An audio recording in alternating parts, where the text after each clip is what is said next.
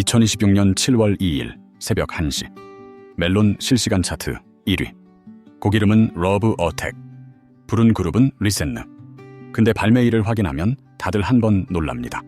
2024년 8월 27일. 거의 2년 전에 나온 노래였거든요. 2년이나 묵혀있던 노래가 어떻게 하룻밤 사이 정상에 섰을까? 사람들은 이걸 이렇게 부릅니다. 밈 하나로 뜬 그룹. 거제, 야호 이 세 글자로 팔자를 고쳤다고요. 근데 그거 절반만 맞는 말입니다. 이 노래 사실 밈이 터지기 한참 전부터 아무도 모르게 이미 팔리고 있었습니다. 오늘은 그 숨겨진 숫자부터 시작해보겠습니다. 2024년 3월 26일 걸그룹 하나가 데뷔합니다. 이름은 리센느. 장면을 뜻하는 신과 향기를 뜻하는 센트를 합친 이름입니다. 향을 맡으면 어떤 장면이 떠오르듯 음악으로 사람들 마음에 한 장면을 새기겠다는 뜻이었죠. 소속사는 더뮤즈 엔터테인먼트. 아티스트가 이 팀 하나뿐인 회사의 전부를 건 곳이었습니다.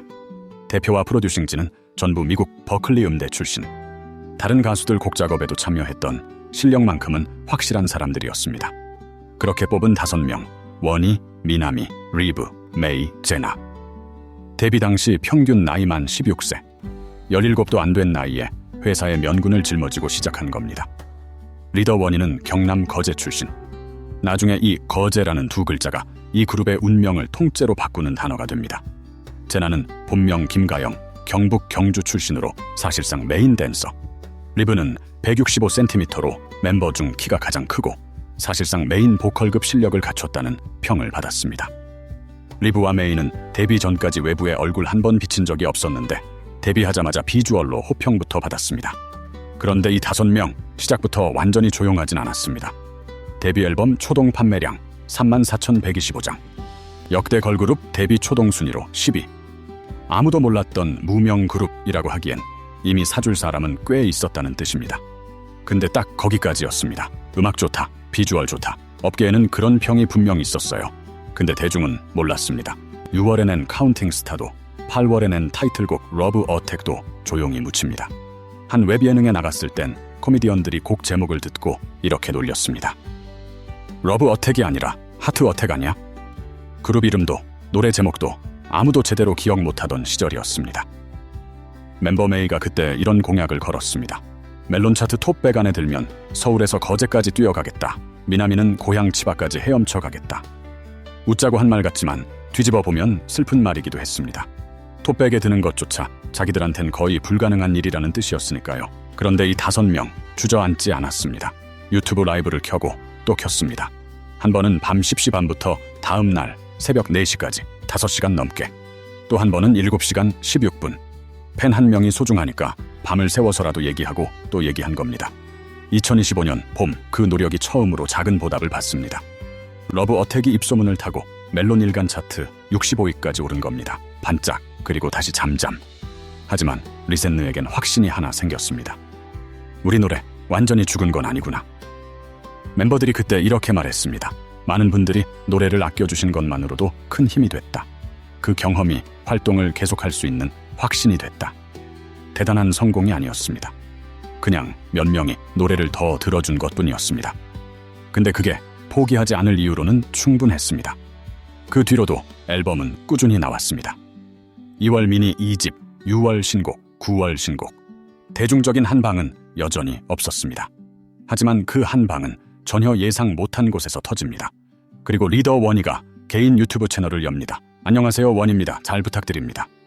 제작사가 붙은 정식 웹 예능이었지만 화면 속 원희는 하나도 화려하지 않았습니다. 초보 운전자 원희가 개그맨 삼촌들한테 운전을 배우다 쩔쩔매고 미나미는 일본 갸루 흉내를 내며 망가집니다. 무대 위에서 완벽했던 그 아이돌이 카메라 앞에서는 그냥 웃긴 20몇 살들이었습니다. 그러다 갸루 콘셉트로 놀던 미나미가 무심코 한마디를 던집니다. 거제, 야호. 대본에도 없고 회사 기획도 아니었습니다. 그냥 웃다가 튀어나온 말. 그런데 이 세 글자가 인터넷을 타고 번지기 시작합니다. 따라하고 퍼나르고 짤이 되고 원희가 미나미랑 실제로 거제 여행을 가는 영상을 올립니다. 편집 없이 아는 통닭집과 골목길을 그냥 걸었을 뿐인데 그 가게에 진짜 관광객이 몰립니다. 원희 어머니 이름을 대며 찾아온 손님까지 있었다고 전해집니다. 5월 22일 거제시가 리센느 멤버 전원을 정식 홍보대사로 위촉합니다. 뉴스 카메라 앞에서요. 막내 제나는 원희와 경상도 사투리로 티격태격하다 신라 공주라는 별명을 얻고 미나미는 갸루 귀신이 됩니다. 여기서 잠깐 멈춰서 볼 지점이 있습니다. 이 5명은 데뷔할 때 신비로운 아이돌이 되고 싶었을 겁니다. 무대 위에서 완벽하게. 그런데 정작 사람들 마음을 연 건 그 신비를 스스로 벗어던진 순간들이었습니다. 사투리로 티격태격하고 운전을 못해서 쩔쩔매고 갸루 분장을 하고 망가지고 아이돌다움을 지켰다면 아마 계속 무명이었을 겁니다.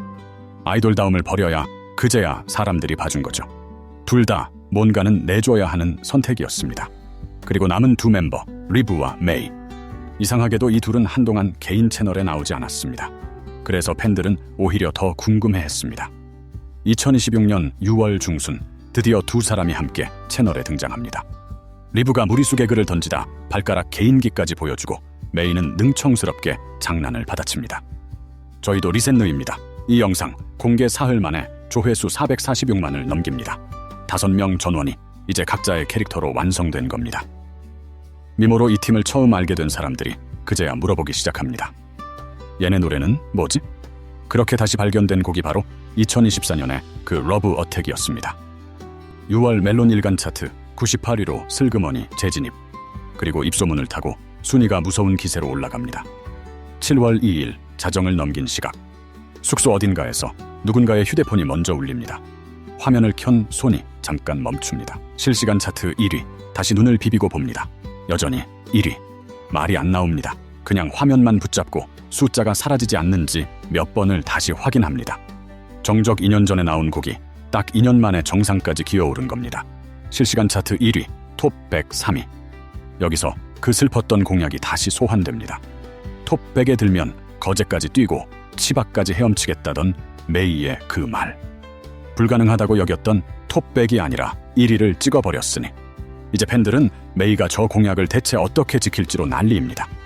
당사자도 다른 멤버들도 회사까지 함께 행복한 고민에 빠졌습니다.